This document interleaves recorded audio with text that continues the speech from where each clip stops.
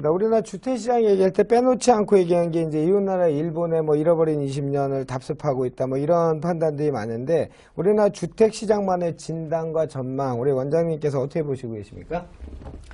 네, 저희는 사실은 그 부동산 불패 신화를 이어가다가 1997년도 IMF를 맞으면서 부동산 가격도 떨어질 수 있구나.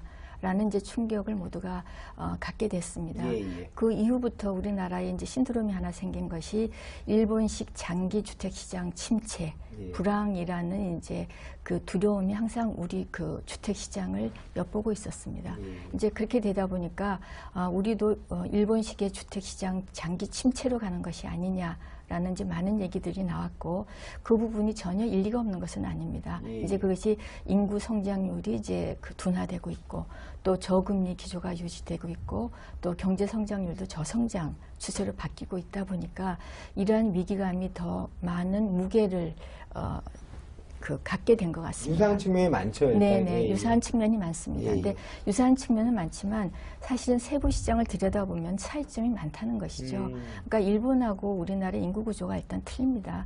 그래서 일본의 그 경제 인구, 경제활동 인구 같은 경우에는 1998년도부터 감소를 했습니다. 근데 우리는 경제활동 인구가 이제 2017년부터 감소를 하는데 이렇게 감소함에도 불구하고 생산 가능 인구는 2037년까지 상승할 것으로 계속 전망되고 있습니다. 그러니까 경제활동 인구하고 생산 가능 인구의 차이가 있다는 것이죠.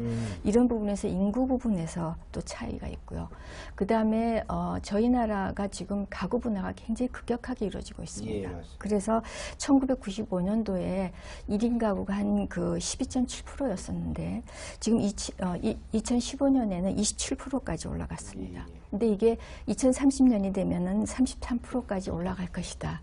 라고 전망이 되고 있습니다. 근데 이게 가구 분화가 어떤 효과가 있는가 하면 전에는 서너 명이 한 집에서 살았는데 지금은 서너 명이 각자 다른 집에서 살 수 있다는 것이죠. 그게 이제 1인 가구 증가고 이제 가구 분화기 때문에 그래서 인구수가 늘지 않더라도 일단 주택을 필요로 하는 수요는 늘어날 수 있다. 이제 그 부분이고 여기에 우리 에코 세대들 베이비 부모에서 태어난 에코 세대들이 연간 60만 명이 넘게 시장에 들어오고 있습니다.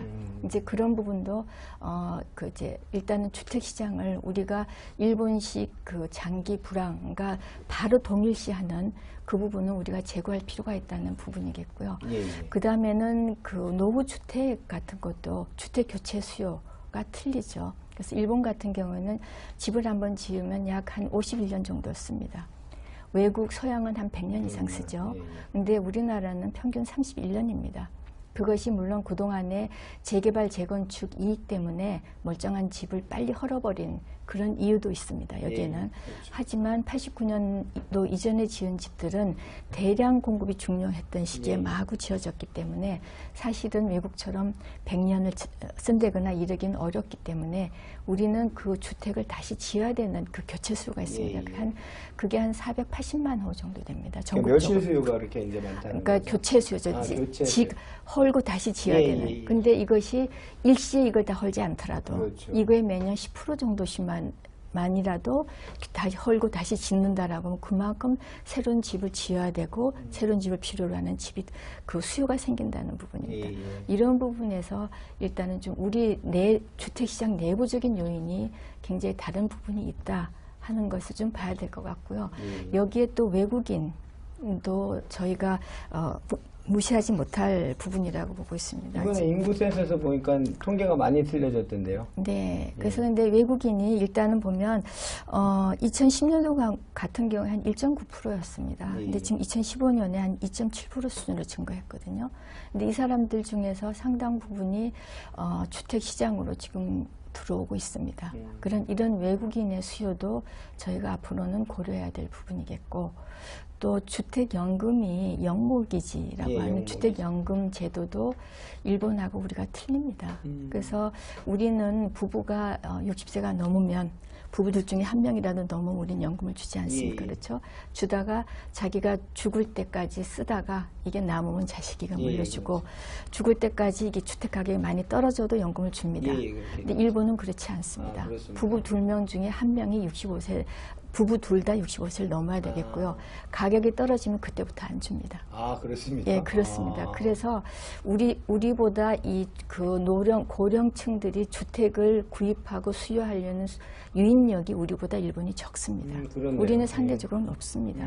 이제 그런 것들이 일단은 고령화 시대가 되면서 고령층들이 주택 시장에서 대거 빠져나가지 않고 흔히들 인구 절벽이다 해서 베이비 부모들이 60이 넘으면 다 집을 팔고 주택 시장에서 나갈 것이다. 그렇게 예측을 그래서 이때까지 했었죠. 인구 절벽이 심각하게 올 것이다라고 예, 예. 얘기했지만 그랬습니다. 실제로 분석을 해보면 60세 이상 사람들이 주택 시장에서 빠져나가는 것은 일부는 빠져나갑니다. 나가지만 빠져나가는 그 비율은 그렇게 많지 않다는 것이죠. 그러니까 주택을 사는 사람들, 파는 사람들이 그건 자연스러운 현상이고 그렇죠.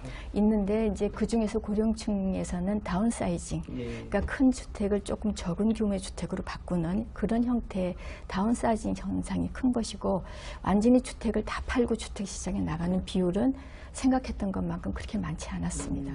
이제 그런 부분에서 이제는 우리 시장 고유의 특성을 제대로 진단해서 우리 시장 상황에 맞는 시장을 진단하고 예측하고 전망하고 바라보는 이 관점이 필요하겠다.